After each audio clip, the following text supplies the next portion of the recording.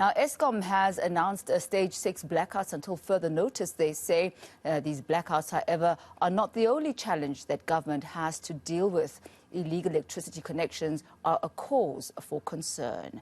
In Johannesburg and Cape Town, officials are on a mission to cut off illegal connections. For more on this, Gareth will be speaking to the head of the Department of Science and Innovation's Energy Secretariat at SANEDI, Professor Sampson Mamphweli. Prof, good morning to you. Good to have you with us. Exactly as Tommy is saying, there's a lot that the police are trying to do. One of those is the illegal connections. So Energy Secretariat of the Department of Science and Innovation. So when it comes to these illegal connections, how much of the illegal connections do you think is contributing to pushing us into stage 6? We're told it's a major contributor, but can you make sense of that for me?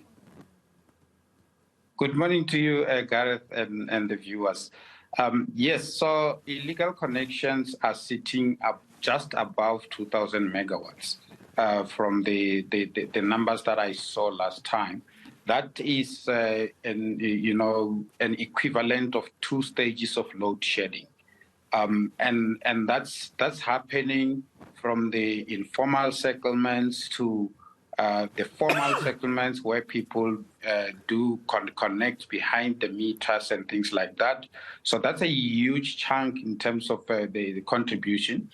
And if you look at the illegal informal settlement side of things, you have illegal connectors who connect in Eskom poles and also in municipal poles, and then distribute that electricity, and then they get paid by the people who are using the electricity in the informal settlements. So it's an area that can be formalized because in most cases the people are actually paying for the services. It's only that the connection itself is not being done formally by either the municipality or by Eskom.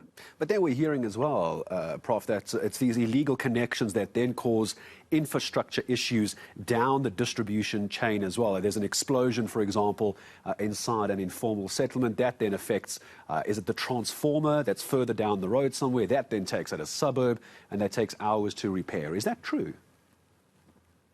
That is very true. So what happens is Eskom and the municipalities, when they connect people in the particular areas, they count the number of houses, and then they look at the maximum demand, and then they bring a transformer that can take the number of houses or businesses around the area that they've counted and the demand that they have estimated. And then that transformer will have a buffer of plus or minus 10% or so. So what happens with the illegal connections is that they then take away the entire transformer capacity, and then they eat into the 10%, and then they go above. When they go above, that's when they start to cause problems with the transformers. It's either they trip or they blow up and cause fires.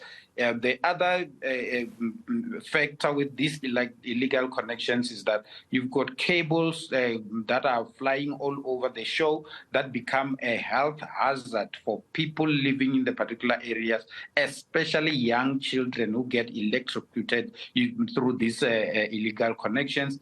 Some of the fires that we see in some of the informal settlements are coming out of illegal connections because they are not properly done. They are not done by people who are qualified to do these particular connections. Is there really a practical solution to stopping illegal connections, Prof? Because we've seen this before. We've seen these raids. We saw the police out in the city of Cape Town yesterday as well. They remove the cables, and then you go back a few days later and they've been reconnected from somewhere else. I mean, to your mind, is there something we can actually try and prevent?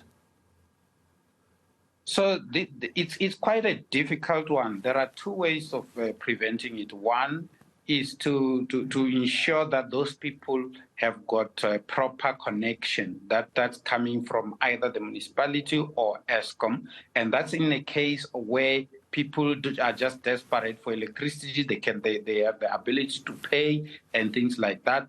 Then you've got areas where people don't necessarily want to pay. They just want to have access to electricity. You disconnect today, within an hour or so, in the same area, they reconnect. So one of the things that we are looking at as SANEDI, it's a new technology that is called wireless power transmission, where you can transmit electricity from one point to another without using cables. And it will be very difficult if we implement that particular technology. It will be very difficult for people to connect illegally, because it will be a new technology without necessarily having cables down where they can be able to connect. So that's one of the other technologies that we basically looking at.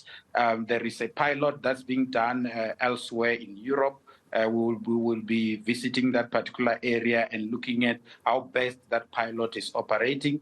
The results that we've got indicate that you can transmit electricity up to 20 kilometers using that particular technology, safely so.